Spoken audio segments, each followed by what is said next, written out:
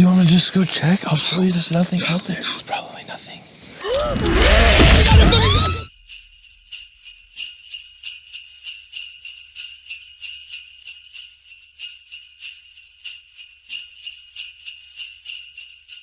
The writer-director duo of Robert Livings and Randy Nundlall Jr.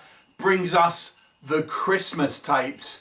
Now this, if you can believe it, is a found footage anthology movie with kind of Christmas themed horror films. Yes, quite a specific movie, this one. And I'll be honest with you, when I first started to watch this movie, I was like in the midst of despair, because I'll be honest with you, it did not start out particularly strong, nor do I think the cover art of this, the poster, is a particularly kind of enthralling poster. So I kind of thought, this is going to be a rough watch. However, I will say I did watch obviously the whole thing, hence why I'm doing this review, and I did quite end up liking some portions of this movie. So we'll talk a little bit about it.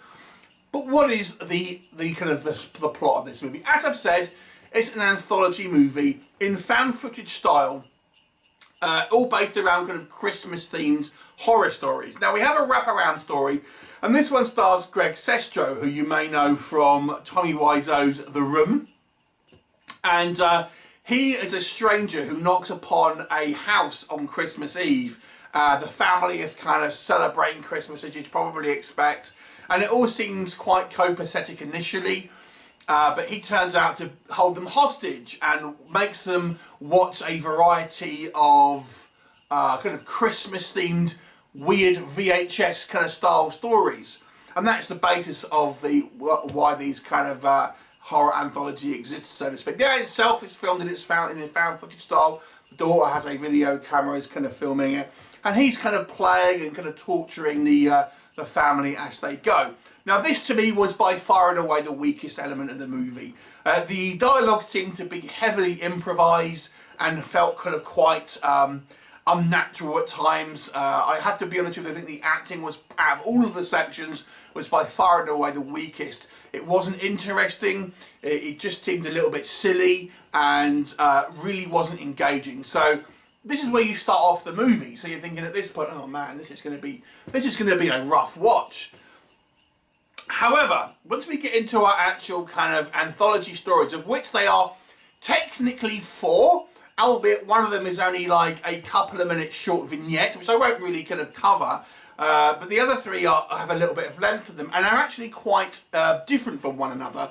Again, all found footage in the style of found footage and all Christmas themed. The first one is the one that's most typical of a kind of a found footage style movie. And this is where we have a couple that go camping over Christmas in the kind of the woods somewhere, and they encounter an antagonistic force, some type of supernatural creature, I'll say, that obviously has kind of malicious intent to them. So this one, as I say, plays very much like a traditional kind of found footage movie. I have to say as well, it kind of feels the most like a traditional horror. You know, we have the camera panning around the dark woods with snow and howling winds, and the actual creature itself, I think, is an interesting kind of quite scary kind of like, I won't spoil it for you, but quite a scary kind of antagonist. And I think that one actually has a reasonably good pacing. Like I said, it's very much like a typical kind of like Lost in the Woods with a kind of creature on the loose found footage movie, of which there are many, just truncated down. So we kind of, you know, it doesn't have a huge amount of depth in regards to the story. I don't really know why people were camping in Christmas in the woods. It seems a little odd setup. That's my one criticism with this movie. And the creature isn't necessarily what you think it's going to be. It is a supernatural creature, but maybe not what you're going to expect, considering the theme of Christmas in here. So that was, I quite enjoyed it nonetheless. It actually had a couple of pretty good jump scares and kind of quite, you know, some tense build up and things like that. That was quite good. The second one I think has the most complex story, but maybe the execution was the weakest out of the 3 anthology stories. And this is a lot better than the wraparound story still, but out of the 3 of them, I think this was the one that was executed with the least panache, basically. But the story, as I say, is probably the most complex in regards to the three stories that we do have. And this kind of plays a little bit like kind of Saw, Jigsaw, that kind of thing with a Christmas theme. The story of this one is we have a guy, workaholic, wants to surprise his kids who only ever seem to be interested in unboxing videos on YouTube. So he essentially buys like a huge box to put himself in and get it delivered for Christmas with the intention of kind of surprising his kids with him inside the box.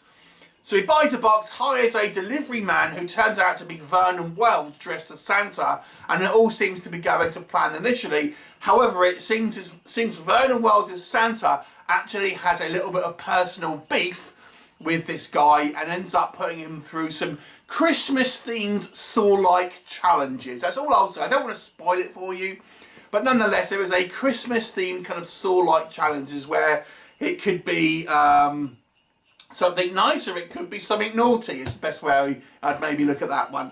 Like I said, I think this certainly had the most sort of at the short running time, obviously, because it's a part of an anthology, the most complex in regards to plot. But to me, it lacked a little bit on kind of motivation. I didn't feel Veron Wells's motivations were really strong enough, considering he also has an accomplice.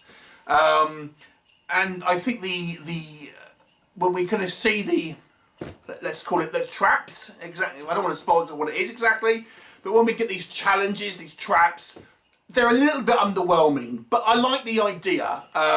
So that was kind of still a fun movie. I thought it was quite a neat idea. I just don't think the execution was particularly all that strong in that one. It's a lower budget movie, this whole thing. So I feel that one maybe needed to have it lacked a little bit because of budgetary reasons with that one. But it's nice to see Veron Wells as Santa. I thought he made quite an intimidating Santa, as he does in most of his roles there. But so that was that. The second story, we got a little vignette there, which I won't talk too much about at all, to be honest with you. It's not really worth even talking about that one. Then we get our last one, which is kind of a horror comedy in a way, a found footage horror comedy about Christmas.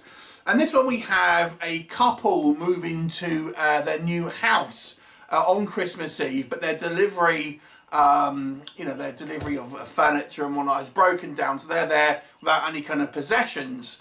So they try and make the best of it. They find some kind of old Christmas decorations in one of the closets and put them up.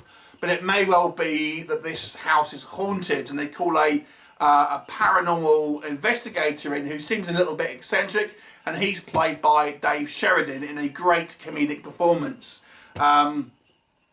to try and kind of find out what's kind of going on. The bulk of this running time of this one, to be honest with you, is the shenanigans with Dave Sheridan kind of, goofing around really. Now I'm quite a fan of Dave Sheridan, and I think he's quite a funny guy, and his characters, I gotta say, are always quite watchable. He's kind of a mainstay in B movies, but I guess his biggest role, you may know, was the Sheriff Doofy in Scary Movie. I think that's a long time since I've seen that film. He's mostly known for that, but I actually have seen him more in the kind of like B movies.